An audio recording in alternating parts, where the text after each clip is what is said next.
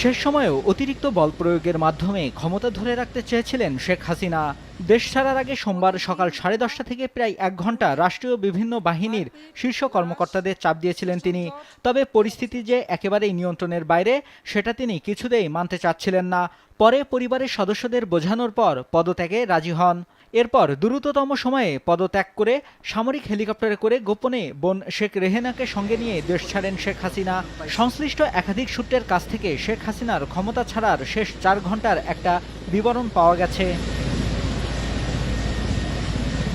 জানা গেছে, দলীয় অস্ত্রধারী কর্মীদের নামিয়ে 4 আগস্ট দিনভর সারা দেশে ব্যাপক সংঘাত ও প্রাণহানি ঘটানোর পরও ছাত্র জনতার আন্দোলন সামাল দিতে পারেনি শেখ হাসিনা। যদিও পরিস্থিতি উপলব্ধি করতে পেরে ওই দিন রাতেই শেখ হাসিনাকে তার একজন উপদেষ্টা সহ কয়েকজন নেতা বোঝানোর চেষ্টা করেন। তারা সেনাবাহিনীর কাছে ক্ষমতা হস্তান্তরের পরামর্শ দেন বলেও জানা গেছে। তবে শেখ হাসিনা তা মানতে চাননি, বরং সোমবার থেকে কারফিউ আরও কড়াকড় করতে বলেন। ভোর থেকে কারফিউ কড়াকড়ি করার উদ্যোগ নেওয়া হলেও সকাল 9টার পর থেকে বিভিন্ন স্থানে আন্দোলনকারীরা কারফিউ ভেঙে নামতে শুরু করেন। 10টা নাগাদ ঢাকার বিভিন্ন স্থানে জমায়েত বড় হতে থাকে। বিভিন্ন বাহিনীর উচ্চ পর্যায়ের একাধিক সূত্র থেকে জানা গেছে, সকাল 10:30টার দিকে 3 বাহিনীর প্রধান ও পুলিশের মহাপরিদর্শককে গণভবনে ডাকা হয়। নিরাপত্তা বাহিনী কেন পরিস্থিতি সামাল দিতে পারছে না সেটার জন্য ক্ষোভ প্রকাশ করেন। আন্দোলনকারীরা আইনশৃঙ্খলা রক্ষাকারী বাহিনীর সাজোয়া যানে উঠে লাল রং দিচ্ছেন, সামরিক যানে পর্যন্ত উঠে পড়ছেন, এরপরেও কেন তারা কঠোর হচ্ছেন না সেটি নিয়েও ক্ষোভ প্রকাশ করেন। এছাড়া বিশ্বাস করে এই কর্মকর্তাদের শীর্ষ পদে বসিয়েছেন সেটাও তিনি উল্লেখ করেন। এই সময় বাংলাদেশকে আমরা আরেকটা ধাপে উন্নত। এক পর্যায়ে শেখ হাসিনা আইজিপিকে দেখিয়ে বলেন, পুলিশ তো ভালো করছে। তখন আইজিপি জানান, পরিস্থিতি যে পর্যায়ে গেছে তাতে পুলিশের পক্ষে আর বেশি সময় এরকম কঠোর অবস্থান ধরে রাখা সম্ভব নয়। ওই সময় শীর্ষ কর্মকর্তাদের পক্ষ থেকে বোঝানোর চেষ্টা করা হয় বল প্রয়োগ করে এই পরিস্থিতি সামাল দেওয়া যাবে না, কিন্তু শেখ হাসিনা সেটা মানতে চাচ্ছিলেন না। তখন কর্মকর্তারা শেখ রেহেনার সঙ্গে আর এক কক্ষে আলোচনা করেন।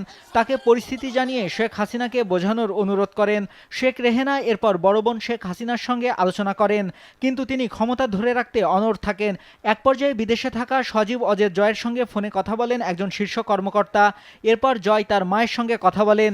তারপর শেখ হাসিনা পদত্যাগে রাজি হন। তিনি তখন একটা ভাষণ রেকর্ড করতে চান জাতির উদ্দেশ্যে প্রচারের জন্য। ততক্ষণে গোয়েন্দা তথ্য আসে যে বিপুল সংখ্যক ছাত্র জনতা শাহবাগ ও উত্তরা থেকে গণভবন অভিমুখে রওনা হয়েছে।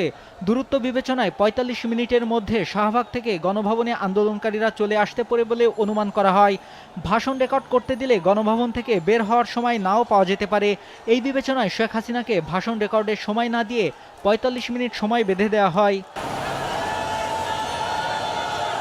এরপর ছোট বোন রেহেনাকে নিয়ে তেজগাঁওয়ের পুরনো বিমানবন্দরের হেলিপ্যাডে আসেন শেখ হাসিনা। সেখানে তাদের কয়েকটি লাগেজ ওঠানো হয়। এরপর তারা বঙ্গভবনে যান। সেখানে পদত্যাগের আনুষ্ঠানিকতা শেষ করে বেলা 2:30টার দিকে সামরিক হেলিকপ্টারে করে ছোট বোন সহ ভারতের উদ্দেশ্যে উড়ে যান শেখ হাসিনা। জানা গেছে, হেলিকপ্টারটি ভারতের আকাশে প্রবেশের পর কিছুক্ষণ উড্ডয়ন করে, পরে আগরতলায় বিএসএফের একটি হেলিপ্যাডে অবতরণ করে। তারপর সেখান থেকে তিনি দিল্লি যান বলে ভারতীয় গণমাধ্যম জানায়।